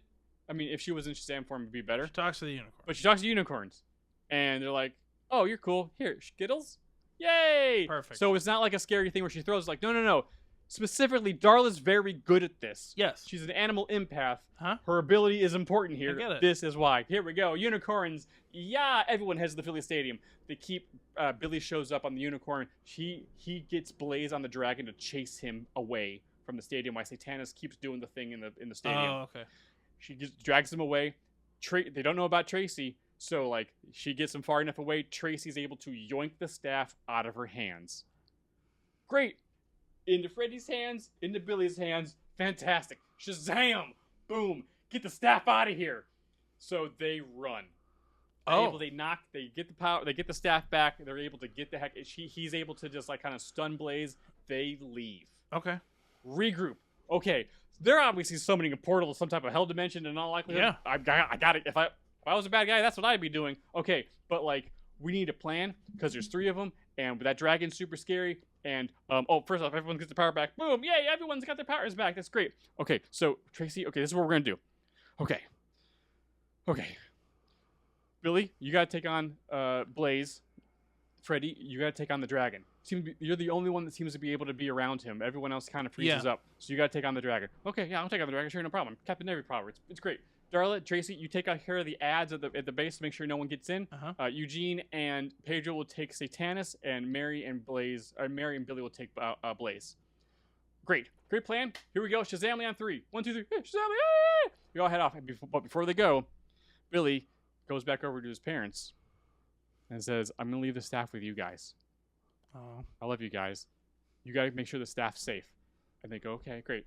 And then we cut back to everybody else, and then Billy jogs up, and they're like, "Right, here we go. Woo! Fly away!" So here we go. Act 3 now. The big fight. We're just now into Act 3? It's just the fight. It's just the fight. I was like, what? No, it's How long is this movie? It's about 2 hours. It's just the fight. Okay. So Billy and Mary take on Blaze. It's awesome. Pedro and Eugene take on Satanus. They're doing pretty great. Darla and Tracy taking on the ads. And Freddy takes on the dragon by himself.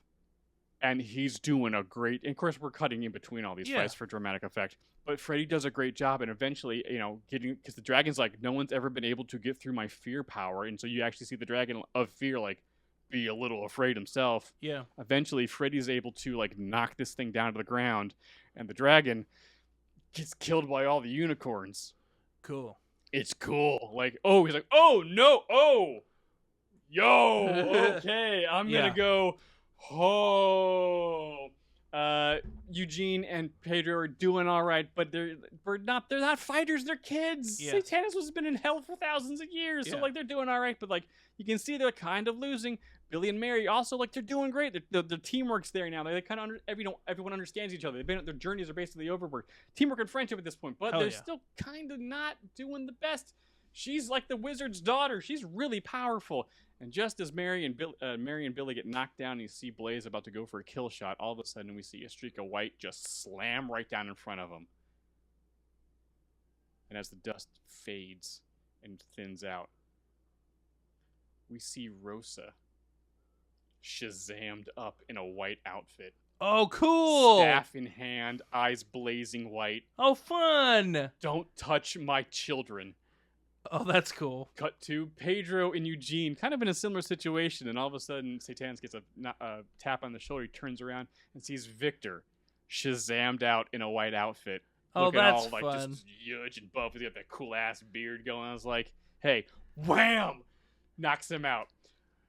So Rosa, we go back to Rosa beating the crap out of Blaze. Like, oh, this is awesome! All of a sudden, we see Satanus get thrown to Blaze's feet as, like, the whole Shazambly comes together. All 8 of them now all come together, and they just start working that speed. They just knock him the hell. But realizing that we finally, like, outnumber them and, like, are finally able to, like, kind of turn this battle because I got the staff too now. They're like, Billy starts a little talk no jitsu of, like, hey, I get it.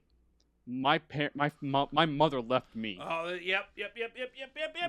You shouldn't have done all this, and a lot of people are hurt, and you need to pay for that. But, like, we're kind of family because you're kind of like our stepsister or something. I guess that kind of makes you a stepbrother, and it's got kind of. But you know what? Family isn't exactly blood. It also could be, the people who are around you that mean the most.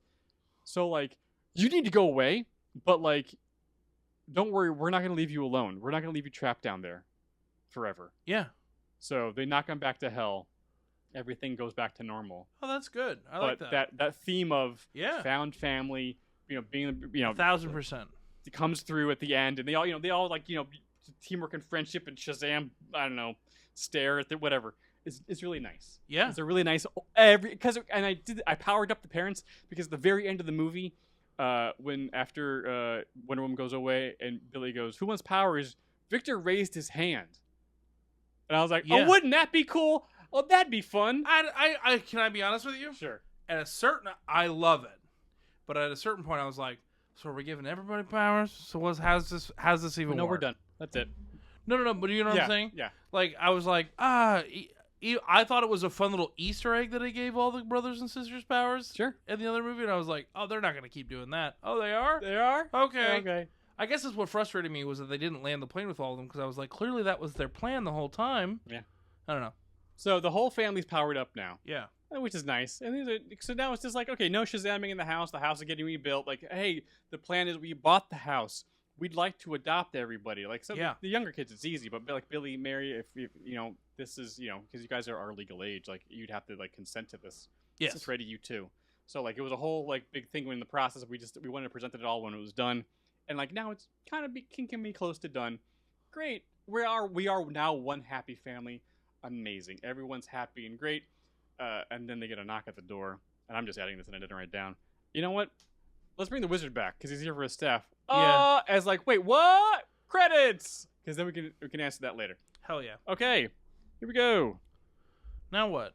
After credit scene. Okay. We can do the Mr. Mind thing because that was fine. Because Okay. we'll see what happens. Let's give them a They chance. want to do it. If Great. they want to do it, cool. But for me, it just felt like I was like, they're not. This isn't going to come to fruition. You're going to do 2 of these post credits, and it's not going to mean anything. We get a Black Adam tease because in my world, you know, everything's worked out with The Rock, and it's not like a weird power ego thing. So like we can figure out how to do it. So there's gonna be a Black Adam Hey tease. Rock, thing. I know, I get you are who you are, but Mhm. like you're tanking your own franchise by not playing ball. Yep. And so that's like in the mid credits, and then here's the one at the end of the movie.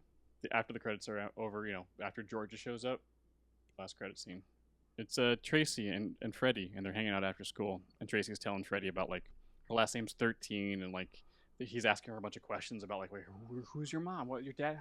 What other things have you found? Like, what other mysteries did you guys solve and stuff like this? So it's like, oh, there's the House of Mystery, and like you see this one guy, he smokes a lot, but he's like really cool, and there's like this lady with a fish I'm nest. assuming that means Constantine. Yeah, just we did, they can just allude to other magical creatures. Yes, There was this chimp, dude. Okay, but that's a whole different thing.